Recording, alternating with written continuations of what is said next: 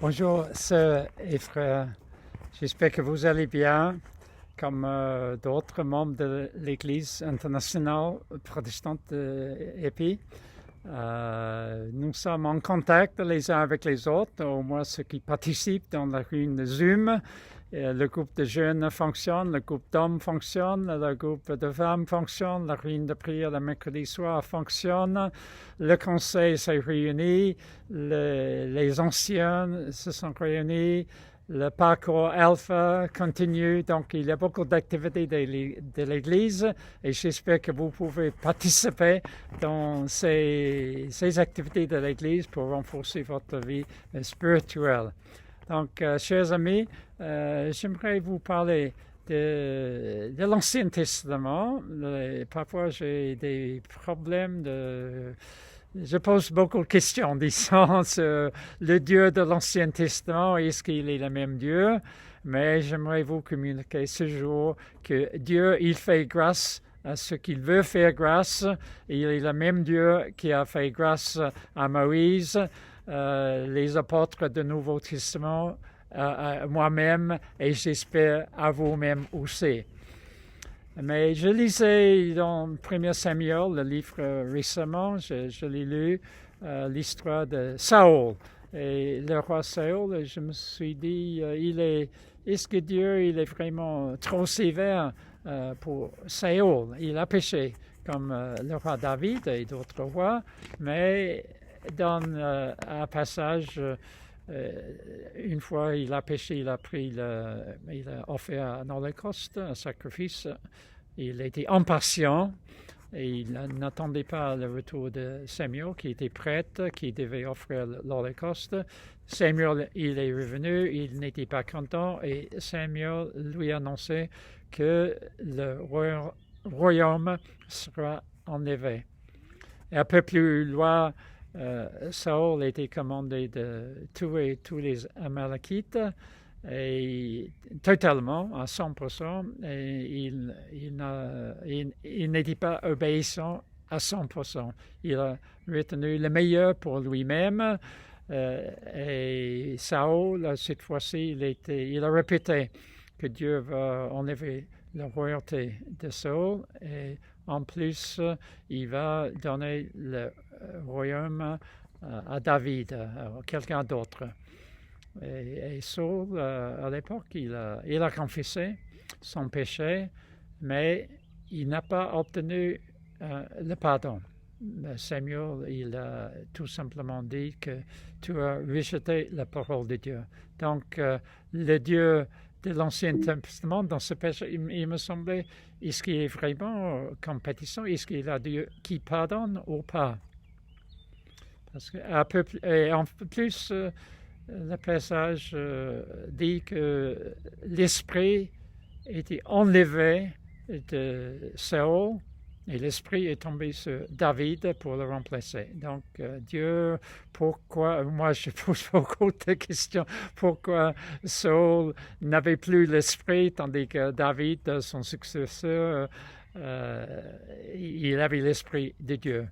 Parce que vers la fin du 1er Samuel, face aux Philistins, qui faisaient beaucoup de batailles avec Israël à l'époque, Saül, il a consulté l'Éternel. Il voulait que l'Éternel l'aide dans cette bataille, mais le passage dit que l'Éternel ne lui répondit pas.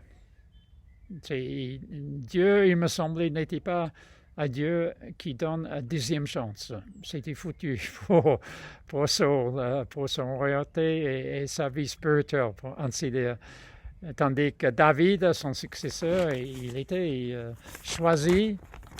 Et donc, j'avais du mal avec tous ces passages, jusqu'à ce que j'arrive 2 Samuel, chapitre 7, concernant David, qui avait le désir de faire construire une maison pour Dieu. Dieu, à travers le prophète Nathan, lui dit, ça ne sera pas toi, mais ton successeur, c'est-à-dire Salomon, qui va construire le temple. Et dans ce contexte, Nathan, le prophète, en concernant Salomon, s'il fait du mal, je le punirai, qui est normal, n'est-ce pas? Mais je ne lui retirerai pas ma grâce de Salomon, comme je l'ai fait avec Saul, que j'ai écarté. Donc, Salomon, David, il avait cette assurance que la lignée de David va continuer éternellement. Et ce qu'on voit dans le Nouveau Testament, la promesse à la Vierge Marie, qu'elle enfantera un enfant dans la lignée de David, et qui est le Christ et l'accomplissement de ce passage enseignant qui dit que j'affirmerai le royaume, le trône de David pour toujours. Mais quant à Saul, il était rejeté. Il n'a pas reçu la grâce, ou la grâce et l'esprit a été retirés. Et quand j'ai réfléchi davantage sur cela, le Seigneur m'a rappelé un passage en Exode 33. Moïse, il avait une expérience formidable avec le Seigneur après l'incident du veau d'or. Moïse s'approchait à l'Éternel et l'Éternel lui a parlé en disant « Je fais grâce à ce que je fais grâce et j'ai de la compassion à ce que j'ai de la compassion. » Verset d'ailleurs cité en Romains 9, verset 15. Donc Dieu, ça m'a rassuré que Dieu ne change pas. Il est toujours à Dieu de grâce, mais c'est lui qui décide qui sont les récipients de la grâce.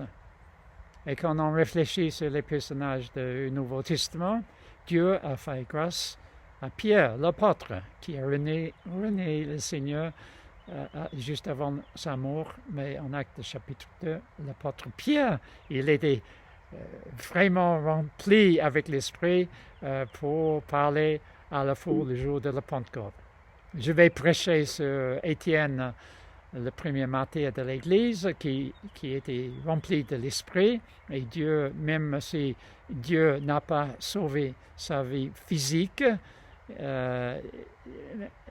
Étienne, il avait une vision formidable, il a vu le Fils de l'homme debout à côté de son Père, et donc là c'est un acte de grâce de la part de Dieu.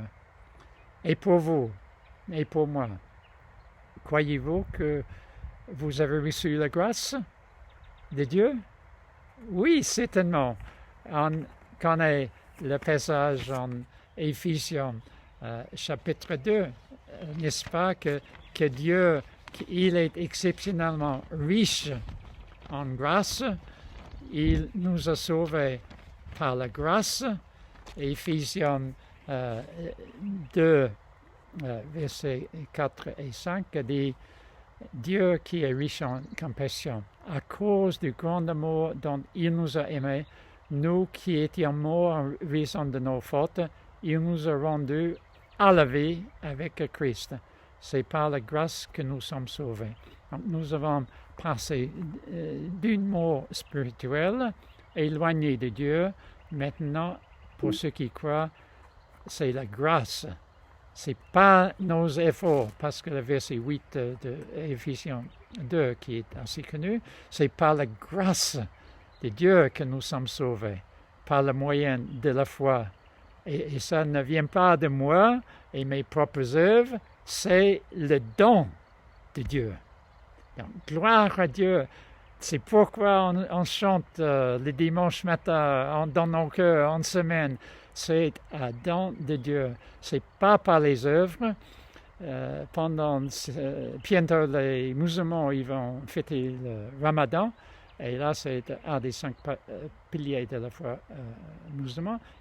Mais pas le Ramadan. Les musulmans, ils espère que ça va augmenter la chance que Dieu sera miséricordieux de Dieu envers eux le jour du jugement final.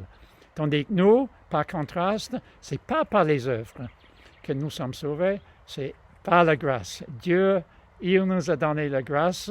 Donc moi, un petit homme du XXIe siècle, qui suis-je pour poser des questions sur le choix de Dieu qu'il a fait dans l'Ancien Testament en retirant la royauté et l'esprit du roi Saul et en donnant à la famille de David jusqu'à ce jour la royauté. Il est roi, Jésus-Christ est roi, il est descendu de David, donc c'est des choix de Dieu et c'est pas cette grâce que moi, et j'espère que vous aussi, vous êtes sauvés. Sauvés pourquoi? Pour faire des œuvres, oui. Le verset 10 d'Éphésiens 2, il précise que nous avons été créés en Jésus-Christ pour les bonnes œuvres que Dieu il a préparées d'avance. Et Dieu veut que nous pratiquions ces œuvres. Et pendant cette période de confinement, il y a beaucoup d'œuvres que nous pouvons pratiquer. On peut téléphoner les uns les autres, on peut juste notre présence dans les réunions Zoom, ça peut encourager les frères, les sœurs de notre Église. Vous pouvez envoyer un mail aux amis que vous n'avez pas envoyé depuis beaucoup de temps. Nous qui sommes étrangers, nous restons en contact avec nos familles à l'étranger, peut-être même un peu plus fréquemment que d'habitude. Donc, il y a des œuvres que nous pouvons faire pendant cette période de confinement. Des œuvres que Dieu a choisies d'avance. Et ce n'est pas par ces œuvres que nous sommes sauvés. Non, c'est Dieu qui fait grâce à qui il veut faire grâce. Voici un mot d'encouragement que je voulais partager avec vous. Prions ensemble pour remercier le Seigneur pour cette grâce. Seigneur, nous te remercions que tu es un Dieu de grâce. Tu étais toujours un Dieu de grâce. Tu es un Dieu souverain et tu choisis de faire répondre ta grâce et ton esprit à ce que tu veux faire grâce et à ce que tu veux faire la compassion. Merci pour l'esprit qui a été déversé sur tous les croyants qui croient en Jésus-Christ. Merci pour l'esprit qui habite en nous. Et Seigneur, pendant cette période de confinement, je prie que tu nous donnes le discernement de pratiquer les œuvres que tu as préparées d'avance pour ceux qui connaissent Jésus-Christ, pour ceux qui connaissent cette grâce, parce que au retour de la grâce que tu as déversée sur chacun de nous, Seigneur, tu veux que nous déversions la grâce, l'amour, la compassion envers les autres qui nous entourent. Et nous pouvons faire ça grâce à la technologie pendant cette période de confinement. Merci Seigneur, gloire à ton nom, que l'Esprit nous renforce pour faire ce que tu veux faire à travers chacun et chacune de nous. Je prie au nom de Jésus-Christ. Amen. Que Dieu te bénisse, frères et sœurs.